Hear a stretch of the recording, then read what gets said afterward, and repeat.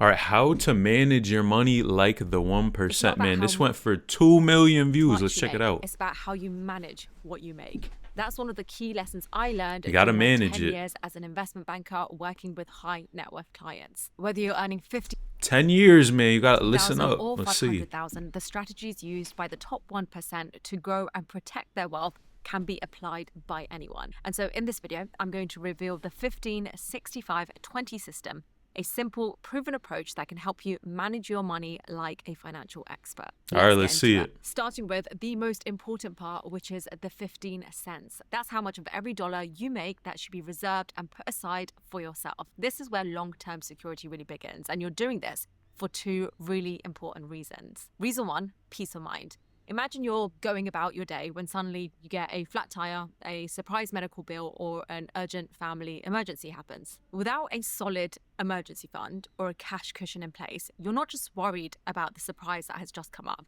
You're now also worried about how you're going to pay for it. And then this can That's quickly stress. derail your finances and send you into a tailspin. Oh, but yeah. not if you have that 15% cushion in place. Start by building a quick access solution fund, enough to cover 1 month of essential expenses. This is your first line of defense against life's little surprises. And 1 month's worth of living expenses isn't as much as you think it might be. It doesn't include the Netflix subscriptions you have or any other discretionary spending that you make. It just covers your core costs, things like your rent and mortgage, groceries, transportation, utility bills. From there, work your way up to 3 to 6 months worth of your core expenses. Yeah, it's like I think something like this is super essential because, right, it's like, man, if you have that savings to where if anything kind of goes wrong, at least, and a month is kind of small, right? Because a month can go like that. But if it's 3 to 6 months, at least that buys you some time. Emergency cushion gives you the ultimate peace of mind, knowing that if something major happens, Yeah, a job that loss, stress a when you health don't scare, have it or is any crazy. other unexpected crisis, you're still covered and you won't have to go into debt to handle it. The security of just having those 3 to 6 months of essential expenses saved up means you can focus on dealing with the emergency itself rather than stressing about how to pay for it. The second reason to save that 15% is to make your money work for you. And you don't need to be a financial expert to start doing this. And in fact, you might already be doing it without even realizing. First, let me show you why this is so powerful and how to get started even if you're a complete beginner. Picture two people, Janet and Mike. At age 30, Janet invests a lump sum of $10,000. She earns a steady 6% return each year and doesn't touch the investment for 20 years. By the time she turns 50, that initial 10,000 has grown to an impressive 32,071. That's not that. I mean, that's money, but it's nothing crazy. Now, let's look at Mike. Mike waits until he's 40 to start investing. He contributes 2,000 every year for the next 10 years, and it's also earning the same 6% annual return. By the time he turns 50, his 20,000 investment has grown to 27,944. That's not bad, but it's still less than Janet, even though Mike invested twice as much overall. The difference comes down to the power of time and compound interest. Yeah, that's the thing, right? When you start earlier and you save up, you invest in whatever, it could be stocks, something like that. Man, that time, that compounding time, man, is crazy work. And then eventually, as you get up there, right, those investments just, Janet's as long as there's nothing crazy in the stock market. And that extra decade made all of the difference. Her initial 10,000 snowballed into 32,000 even without her adding a single penny. This is what Einstein meant when he called compound interest the eighth wonder of the world. The longer you let your money work for you, the more dramatically it can multiply. It's like a runaway train with your returns earning even more returns. So where do you start? You have a few options. First, if you're contributing to your workplace retirement plan, then you've already started this process. The employer match is essentially free money. Your organization will contribute an extra dollar or an extra pound for every dollar or pound you put in up to a certain limit. So for example, say you make 50,000 per year and there's a 5% match. That means for every pound or dollar you contribute up to 2,500, your employer will also contribute the same. That's one of those no-brainers, right? Where you're pretty much getting like free money, not free because nothing's free, but it's something that, right, if you're working, it makes sense to take advantage of. You're automatically enrolled into this plan, but you also want to do a really important thing, and that is to make sure that you are contributing enough to max out the match that is offered. That's a really great way to supercharge your savings, since your contributions are made pre-tax and the money grows tax-free until withdrawal. Secondly, let's talk about tax-advantaged accounts. In the UK, you've got the stocks and shares ISA. In the US, it's a Roth IRA. These accounts allow your investments to grow completely tax-free.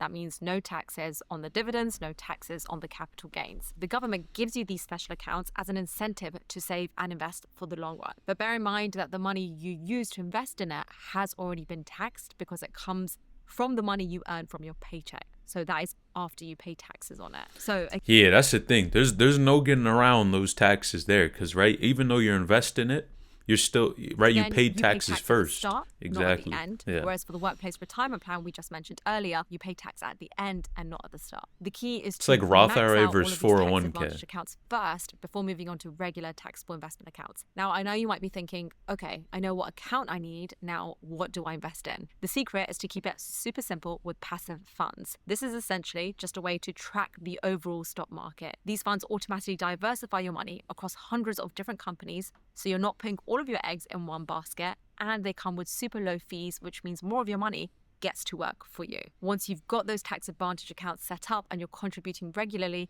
you can let those passive funds do their thing. No need to constantly tinker or try to beat the market. Just set it and forget it. It's literally the lazy person's path to wealth, and it's a strategy used by the world's most successful investors. I go into a lot more detail on this in my free masterclass, which has 3 more slots left.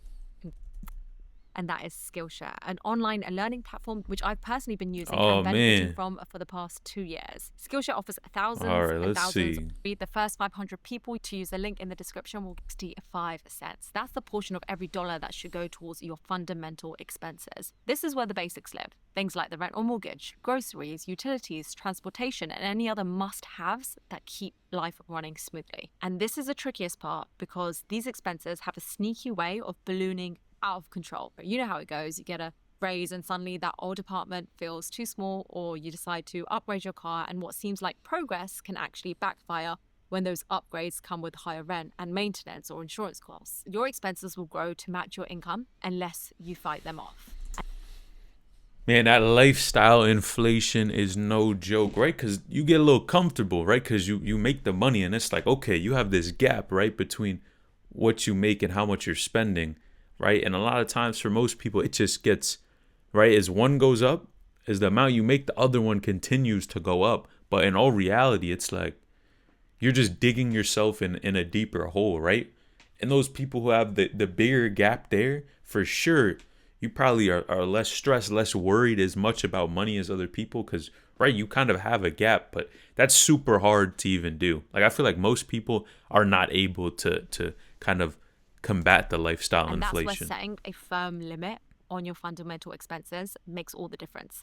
The 65% cap keeps your core expenses in check so that you aren't scrambling just to cover the basics. And I'm not going to lie, this is in many cases harder said than done, especially if you're living in an expensive city. And according to the Office for National Statistics, housing is the largest spending category, representing about 19% of the total weekly expenditure. Makes sense. That includes things like rent or mortgage, interest payments, and utility bills. And then the second largest category is transportation, which makes up approximately 14% of household spending. And that includes things like vehicle purchases, maintenance, fuel, and public transport. Cars add up. Basically, second rent, second mortgage. Once you know where your money is currently going, you can then look for ways to optimize the biggest costs.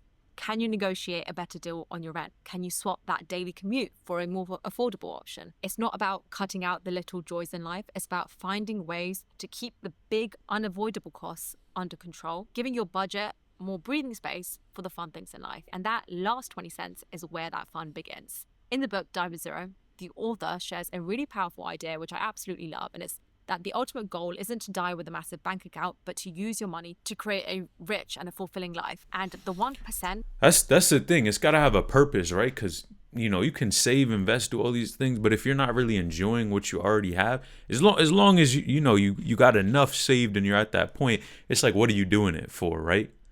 Because there has to be a point. Know the secret. They intentionally make room in their budgets for guilt-free enjoyment, and so should you. Because All work and no play is a surefire path to burnout, and studies show that people who give themselves a little Man. flexibility in their budgets are far more likely to stick to their financial goals over the long haul. It's kind of like, And that's interesting too, because a lot of people, right? For example, you start a diet, right? And you're locked in, or maybe you're working out, it's New Year's, right? You're locked in. But over time, man, probably 90, 95, 99% of the people fall off, right? So it's the same case here, to where you don't want to start too strong and then you just fall off. It's better to, have a little wiggle room with it, and then you're more likely to stick to it. going on a strict diet. If you never allow yourself a cheat meal, eventually you're going to break and binge. That same principle applies to money. Now, you might be thinking, won't that derail my savings and investments? Not at all. In fact, probably the opposite. If you don't carve out a portion for guilt-free spending, you're much more likely to overspend down the road, or even worse, give up on your savings and investments entirely. That's why the 15-65-20 rule recommends using 20% of your income for fun, enjoyment, and personal fulfillment. In fact, you could even reframe this 20% as an investment in yourself. By making sure you stay motivated, balanced, and energized, you're actually increasing the odds Gives you of the energy sticking back. to your long-term Exactly. financial plans. So in practice, this can mean treating yourself out to an exceptionally nice dinner once a month, or finally pulling that trigger on a new bag that you've been eyeing, or even planning a really fun getaway with friends. The key is to give yourself You gotta permission enjoy to enjoy it. 20% of your income without feelings of guilt or shame. So those are my top tips on managing your money, like the Man, 1%, WVid, man, 15 shout out to her. But man, like this video, subscribe to the channel, and click the next reaction on the screen, man. We got some fire content, man. You won't want to miss it right here.